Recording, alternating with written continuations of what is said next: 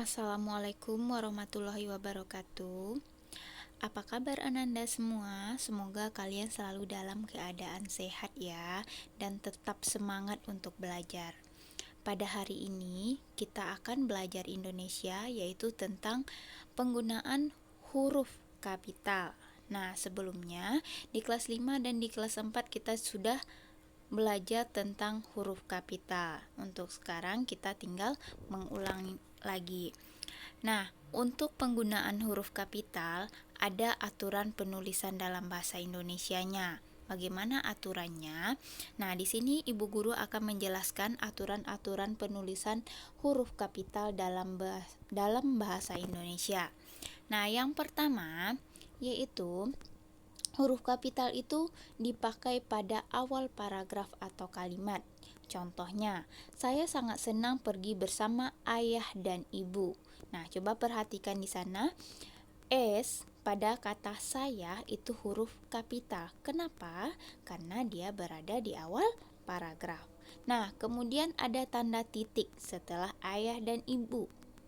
Nah, kemudian dilanjutkan lagi dengan kalimat selanjutnya. Kami pergi ke kampung. Nah, di sana juga kita melihat ada K. K-nya juga menggunakan huruf kapital karena dia merupakan kalimat yang baru. Nah, di sana paham? Nah, kemudian nomor 2, huruf pertama pada percakapan atau petikan langsung. Misalnya, di sebuah cerita ada percakapan langsung. Contohnya, adik bertanya. Di sana A juga menggunakan huruf kapital. Kenapa? Karena dia berada di awal paragraf. Kapan mereka pulang? Nah, itu adalah kata-kata adik ya. Berarti itu adalah salah satu contoh petikan langsung. Ditandai dengan kata koma 2 di atas. Nah, jadi petikan langsung itu menggunakan huruf awalnya menggunakan huruf kapital. Di sana kita lihat kapan, K-nya menggunakan huruf kapital, kemudian diakhiri dengan tanda tanya. Kenapa diakhiri dengan tanda tanya? Karena dia merupakan kalimat tanya dan ditutup dengan tanda kutip 2 di atas. Nah, itu untuk percakapan atau petikan langsung. Nah, yang ketiga, huruf kapital digunakan dengan nama Tuhan, kitab suci, dan juga agama. Contohnya, Allah Subhanahu wa Ta'ala. Allah adalah Tuhan. A-nya menggunakan huruf kapital. Subhanahu wa Ta'ala, SWT itu adalah singkatan. Jadi, kalau singkatan juga harus menggunakan huruf kapital. Kemudian, kitab suci. Al-Quran, berarti A-nya huruf-huruf besar dan Quran, Q-nya juga harus menggunakan huruf besar. Misalnya kitab suci yang lain, misalkan Zabur, berarti Z-nya juga harus menggunakan huruf kapital. Selanjutnya, agama. Islam merupakan agama. Jadi, untuk menulis Islam, huruf I-nya harus dikapitalkan. Atau Kristen, berarti K-nya juga harus dikapitalkan. Selanjutnya, aturan yang keempat adalah huruf kapital berada pada huruf pertama pada setiap nama orang. Contohnya, Maudy Ayunda, berarti M-nya huruf kapital dan A-nya juga huruf kapital. Nah, ada juga nama orang menggunakan 3 suku kata. Muhammad Azril Ilham, berarti M-nya huruf kapital, A-nya huruf kapital, dan I-nya pada Ilham itu juga menggunakan huruf kapital. Nah, sampai di situ paham? Paham ya? Nah, selanjutnya nomor 5. Huruf pertama nama tahun, bulan, hari, dan hari raya. Contohnya, bulan Agustus. Nah, bulannya itu kita tidak kapitalkan, tapi nama bulannya kita kapitalkan, Agustus. Atau bulan Januari, bulannya tidak kapital, Januarinya kapital. Bulan Februari, bulannya tidak kapital, Februarinya dikapitalkan. Tahun Hijriah, nah gitu juga tahunnya tidak kita kapitalkan, atau Hijriahnya aja yang kita kapitalkan.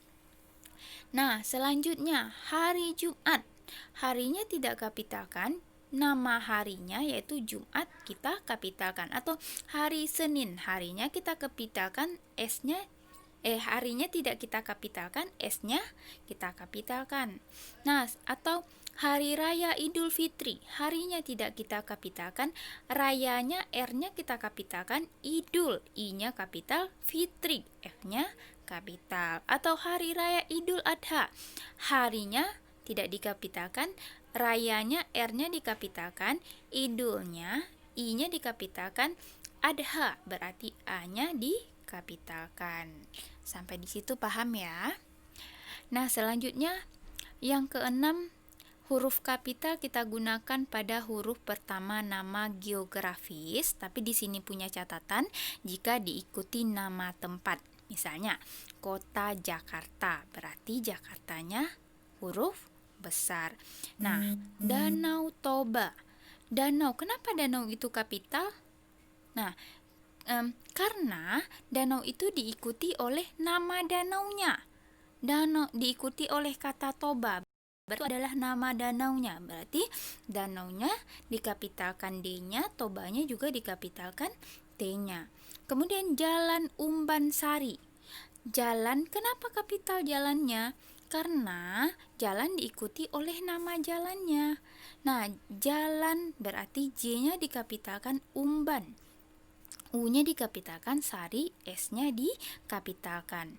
Nah, catatan yang keduanya, tidak kapital jika tidak diikuti nama tempat. Contohnya, saya pergi ke danau. Coba lihat, di situ danau tidak menggunakan huruf kapital. Kenapa? Karena di sana tidak ada danaunya.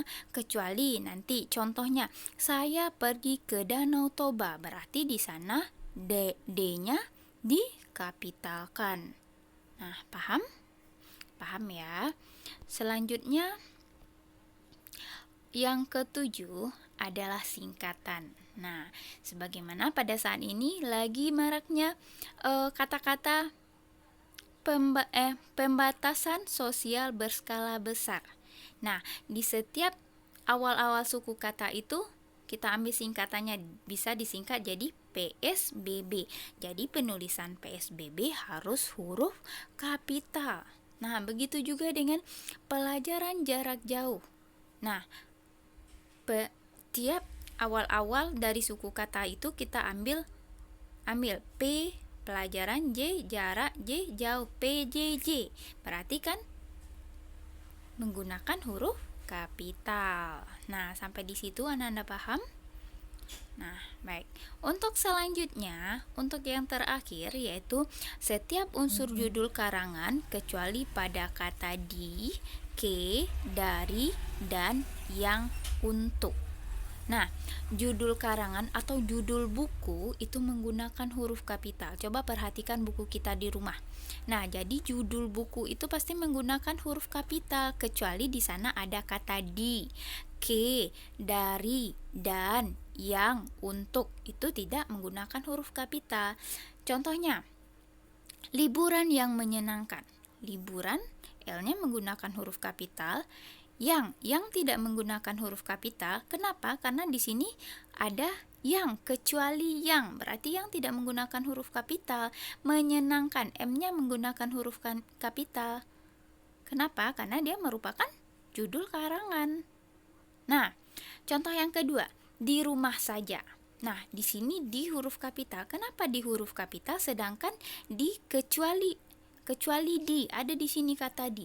Nah, jawabannya karena di merupakan letaknya di awal paragraf.